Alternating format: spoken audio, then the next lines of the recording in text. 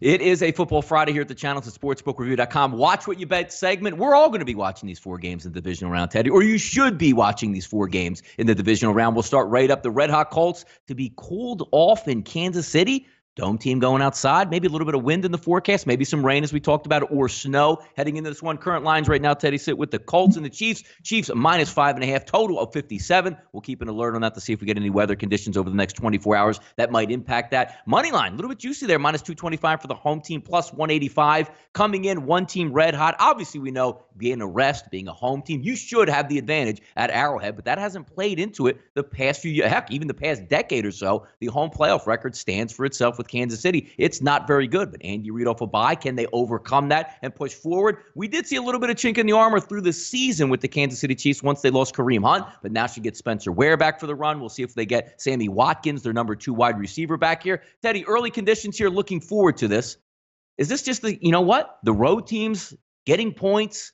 Let's see what happens in this one. Or is Kansas City going to survive and say, you know what, we're going to put our foot down here. We're the best team in the AFC, and we're going to show it on Saturday? I think the winner of this game goes to the Super Bowl. I think the winner of this one is going to be better than either the Patriots or the Chargers next week. So whatever team wins here, it's going to have an edge moving forward. Indy's the hottest team in the NFL. They've won 10 of their last 11 ball games. Mm-hmm. Their statistical profile is tremendous during that span. The only team top 5 offense, top 5 defense in terms of the advanced metric numbers during this run. You have a QB with experience against a QB with no experience in the postseason. And I know we saw last week all the QBs without experience. Bye-bye, one and done, every one of them. So there are some pretty strong cases to be made for the Indianapolis Colts in this ball game. That being said, the Chiefs' defense, I continue to think, is underrated. I really do. Kansas City, their numbers are lousy over the course of the season. They've made stops when they had to. The pass rush has been there, and a lot of the yardage numbers that the Chiefs have given up has more to do with the fact they've been leading by margin. Sure, you guys want to chunk out first downs, knock yourself out. KC's defensive numbers do not scare me away from the Chiefs' side, even though Indy's defensive numbers are by far the better of the two, and the defensive dogs in general tend to be good to go. Obviously, dogs 14-1 ATS. I'm seeing 12-1-2. All these numbers bounce around. My numbers show 14-1 ATS to the dogs over the last 2 postseasons. The only team to cover in the favorites role was the New England Patriots in the divisional round last year. Yeah, impressive there. Colts come in, Teddy, 5-4 straight up on the road, but impressive 6-3 ATS. We'll see if that plays out. I actually like the under in this game because I think, you're throwing it in there, 57, a playoff game, outdoors, a little bit colder conditions. I think maybe a little bit closer to the vest. That's a big number, 47, 45, 44, a little bit different there. I'll take the under here in this one. Looking forward next, Teddy, Saturday Night Showdown. Should get big ratings here. Look. Big D traveling out to Los Angeles. This one should be fun. Saturday Night Showdown, Teddy, still showing some money coming in here on the Rams. -7, -115, total of around 50. Money line, -340, 275 split. Dallas coming off the win last week against a team, that sort of kept their quarterback under wraps, tried to force feed it on the ground. Didn't work out for him. A little bit more of a high-flying, up-tempo offense coming in for the Rams. Interesting battle here. Is it going to be another game plan for the Dallas Cowboys? Ted, it says, Zeke, lead us to victory, or we are going to die on this battlefield today. Or is it going to be Jared Goff rising up with McVay, who got the loss last year versus the Atlanta Falcons, saying, we've been there, we're ready to move on, we're ready to make our claim. Here's the best team in the NFC. Cowboys, Rams. I definitely think that side correlates with total in this ballgame, certainly on the Dallas side. Dallas is not primed to win a shootout in L.A. If the Rams get into the 30s here, I think the Cowboys are going to have trouble because you said it. This game's about Zeke Elliott.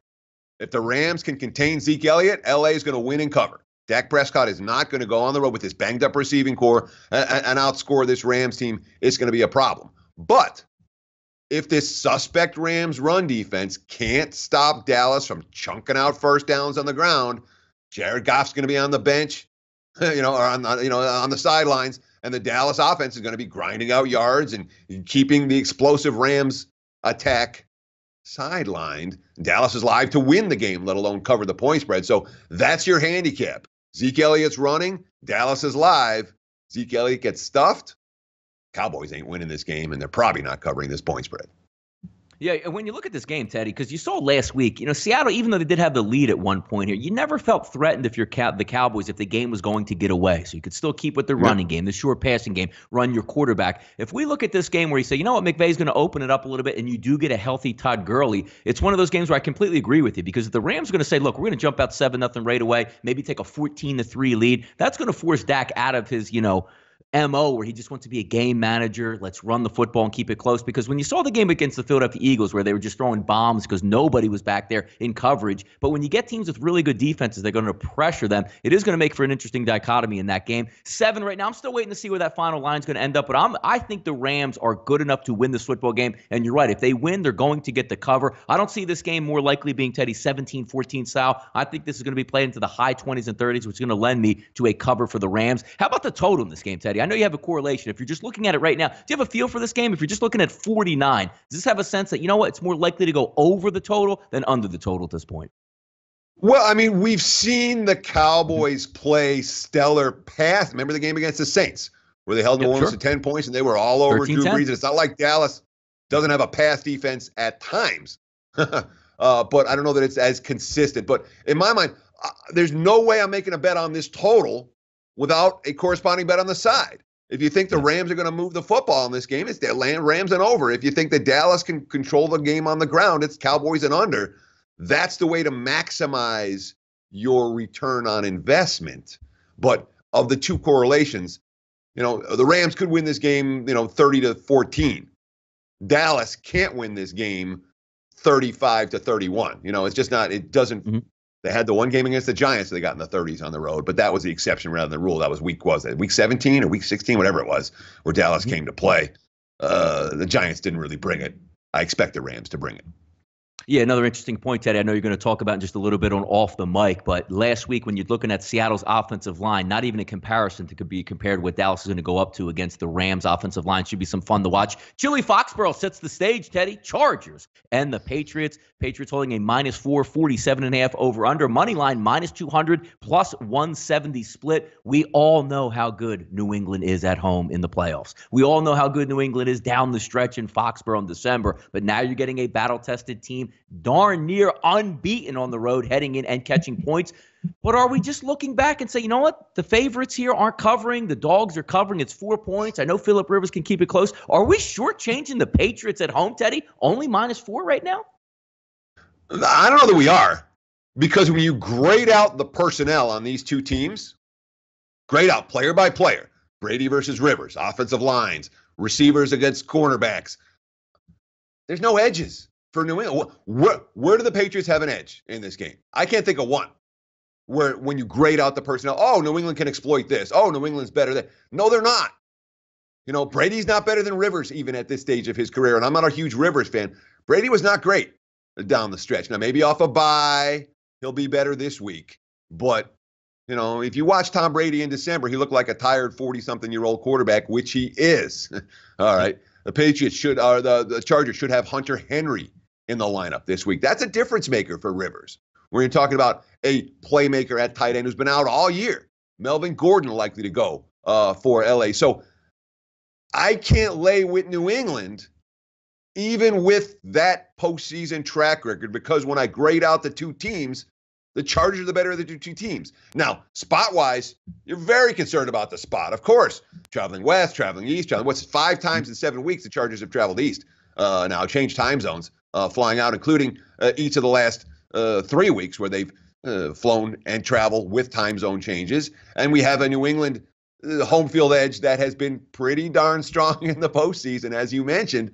Hard to step in front of that, no question. The history says Patriots. Personnel-wise, I'm not so convinced. Yeah, no, not your mother's Patriots or your father's Patriots, as you always used to hear growing up in the house. This team has shifted to more of a ground game, not as much explosivity, Teddy, as we've seen in the past out of New England, and we're going to lean on their offensive line. Same thing with the Chargers, also one of the slower teams. I mean, look, Phillip Rivers is great. There's a lot of weapons out there. Huge play offense at this point? Probably not. And they do like to slow it down, make a lot of changes. I like to lean on the under in this game of that 47 or 47.5, depending where you're shopping at. One last game, Sunday night, 4:40 p.m. The Dome's going to be rocking between the Eagles and the Saints. As we talked yesterday, Saints' motivation for this one, bringing out the money in the wheelbarrows and the armed guards and the trophy. Should be a fun one to watch. The Eagles are 4-4 straight up on the road and against the spread. And if we're looking at the Saints, 6-2 straight up. Now, you do have to take that last game out where they basically benched their starters. So officially, when they're playing to win, 6-1 number in there. Saints' home games in 2018, Teddy, averaged almost 59 points per game in the Dome. And as you know, the Saints are favored by 8 with a total hovering between 50.5 to 51 out there. We ran over this game yesterday, and again, we're going to do it today. It's just going to come down to the fact, I think it's going to have to be a higher scoring game if the Eagles want to win. I don't think that Eagles defense, Ted, is going to be able to put up with a 17-14, or as we saw the Dallas Cowboys game where the Saints traveled to play the Cowboys, a 13-10 game. I think the Eagles are going to have to get into the 30-point range in order to upset the Saints in the Dome. Boy, that's a tough task, Teddy. Yeah, I mean, look, let's be real. Drew Brees is not Mitch Trubisky. Okay. Nope. And or Josh Johnson. Nope. Yeah, and these are the type of QBs that we've seen Philly knocking off of late. 48-7. Hard for me to get that out of my mind. I remember the game; it was over early. Of course, that was Carson Wentz. Now we have Nick Foles, and there is some magic for Nick Foles, no question about it. And there's a big concern for me about the Saints when it comes to, is this team going to be in sync offensively off a bye week? Sean Payton doesn't have a great track record with extra time to prepare. A lot of coaches do. The Saints offense doesn't. Think back to week 1. Was that in the Fitzmagic game? Or was that the Browns game? Yeah, week 1. Whatever. No, week 1. Then they struggled against the Browns the following week it was. Yeah, 21-18, I believe. Good. Yep, sure. Mm-hmm. And then think off the bye week. Okay? They went to Baltimore. They got the win. If you remember the game, the offense was out of sync throughout that. And of course, it's Ravens defense. I understand on the road off a bye, but Peyton's history with extra time to prepare has not been great. And the Saints offense tends to be a rhythm offense. When they are in rhythm, man, they're tough to stop, as the Eagles found out the first time. When they're not in rhythm, opposing teams have a fighting chance. All that being said, I don't think that the Eagles can win this game. I'm with you without it going over the total. Philly does correlate with over in this one.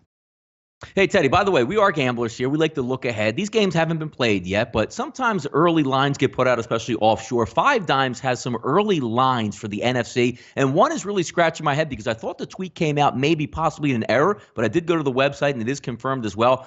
I'm not understanding this line, Teddy. The NFC Conference Final look-ahead lines. The Eagles, if they do beat and upset the New Orleans Saints on the road, and if the Dallas Cowboys do upset the Los Angeles Rams on the road, meet in Dallas, and their early line is the Eagles -3, money line -175 in that game. I thought it was an error. I still think it's an error. What's your take on that? Yeah, that number's not right. Because it's even on the website. I just thought somebody might have typed it in wrong, but it's up there. It's one of those where you'll get it graded back like, hey, let me take because you'd be foolish, to me, not to just blind bet that game if it happens at the home team getting 3. I can't imagine it being there, but there's some lines that always give us fodder to look at, and that was one of them that was really interesting to me. Although that being said, I mean, there is a groundswell of support for Philadelphia. Mm-hmm. I think that lines them. I'd be shocked to see Philly actually -3 at Dallas in the long shot event that happens. Obviously, both teams would have to pull off the road upset this weekend. It's not a line that's likely for any of us to ever see. But I wouldn't be shocked if the Eagles were -1 in that game or pick them in that game. I don't know that Dallas would be the favorite necessarily because there is an enormous betting bandwagon on this Philadelphia Eagles team right now. We saw it in the postseason last year. We're seeing signs of it in the postseason this year. But at -3, yeah, that one looks a good notch or two too high.